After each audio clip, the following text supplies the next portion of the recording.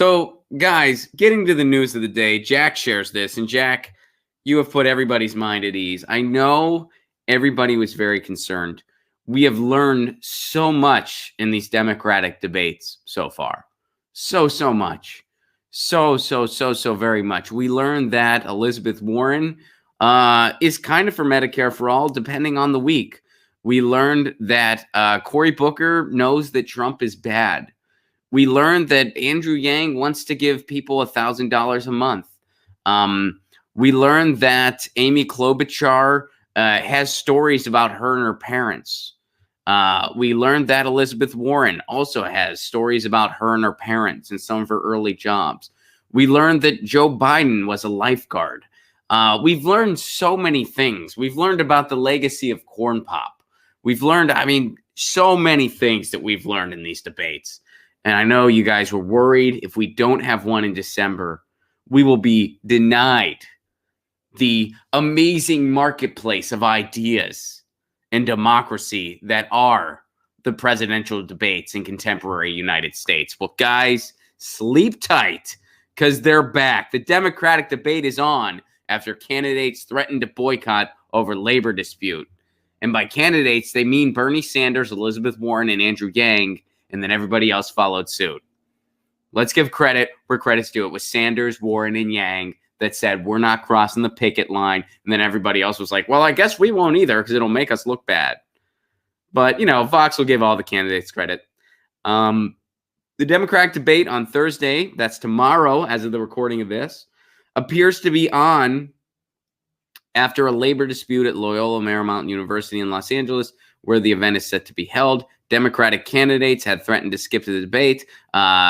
Bernie Sanders, Elizabeth Warren, and Andrew Yang threatened to skip the debate, and then other candidates followed suit, so it wouldn't make them look bad. Unite Here Local 11, so here's the union information.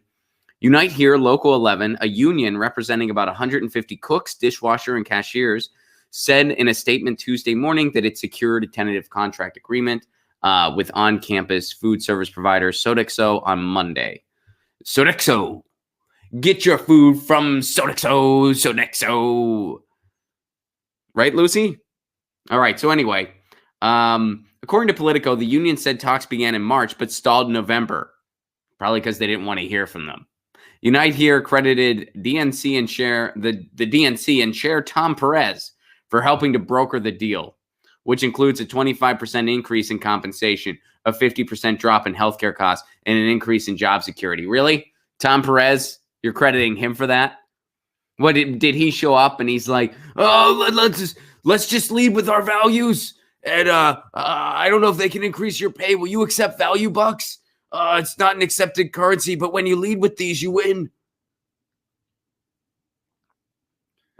Here's the reason that happened. It's because a bunch of high-level candidates, i.e. Bernie Sanders, Liz Warren, and Andrew Yang, said they weren't participating.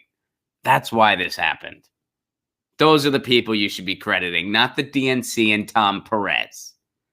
They were just looking after their interest, which is having this debate happen. That's their interest. That's the corporate media's interests. The people who really amplified this and put a light on it is Bernie Sanders, Liz Warren, and Andrew Yang. So you want to give people credit for having this agreement occur. Bernie Sanders, Liz Warren, Andrew Yang. But anyway, I'm thrilled that we were able to reach an agreement and that the candidate debate can continue as scheduled, said Angela Fisher, a prep cook at Loyola Marymount University, in a statement released by the union. I want to thank the Democratic candidates who stood up with us and the Democratic Party that helped us win. I'm not trying to nitpick the statement. I get it. You're a union. You're going to be kind of neutral in it as far as who to credit. I get that. I'm just saying, on this show, we can be honest about who's really to credit. And again, Bernie Sanders, Liz Warren, Andrew Yang, not Tom Perez, not the DNC. Tom Perez couldn't lead his way out of a paper bag. The only thing Tom Perez can lead is a donor dinner. And he doesn't care about labor. He doesn't care about unions.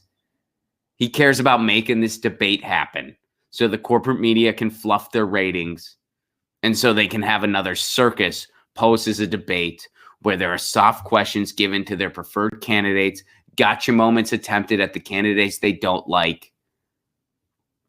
And it is little more than a substanceless circus.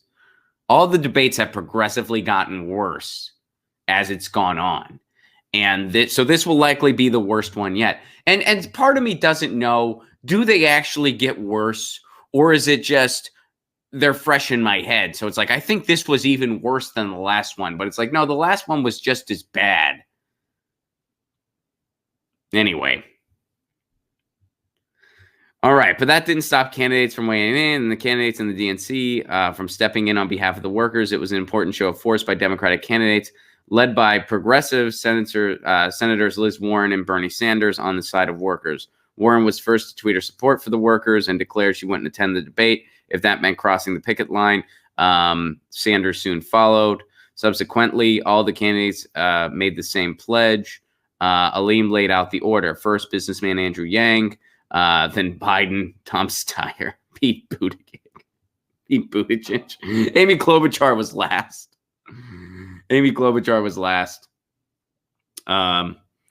And then there's Senator Cory Booker and former Housing and Urban Development Secretary Julian Castro, neither of whom made the debate stage, also declared their support for the workers. Oh, and by the way, Cory Booker is now going out trying to get the rules changed. I'm sure you guys saw that. Cory Booker is trying really hard to get the rules changed for the debate. And you know what's ironic?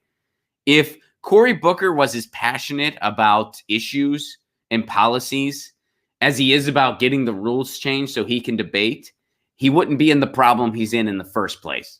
He would be on the debate stage because that dude had plenty of money and support going his way.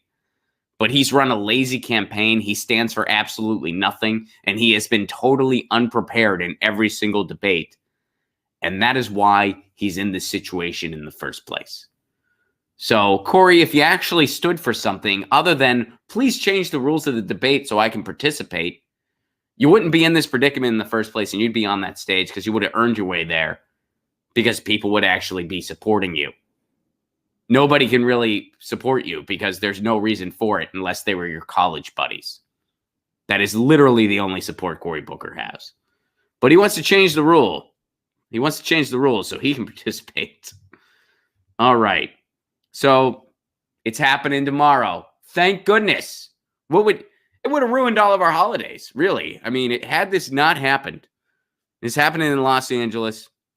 I'll be live streaming afterwards. And, oh, man, thank goodness. Thank goodness, man. I think of all the platitudes we would have been robbed of. Just think of all that. You know, I mean, you can, in this holiday season, it's important platitudes are in abundance. You can stock them in, they're good stocking stuffers. You know, you'd be like, oh, what's this in my stocking? Oh, make America moral again. Okay, I get it. What's this? What's this going on? You know, the hair on my leg stood up. Oh, this is neat. Great. Cool. This is awesome. All right. So thank you for that, Jack. Much appreciated. Get your news on with Ron. Don't you want to know what's going on? We're getting our news on today. Get your news on with Ron. Don't you want to know what's going on? We're getting our news on today. You can tweet me an article at Ron Placone. We'll go through it together and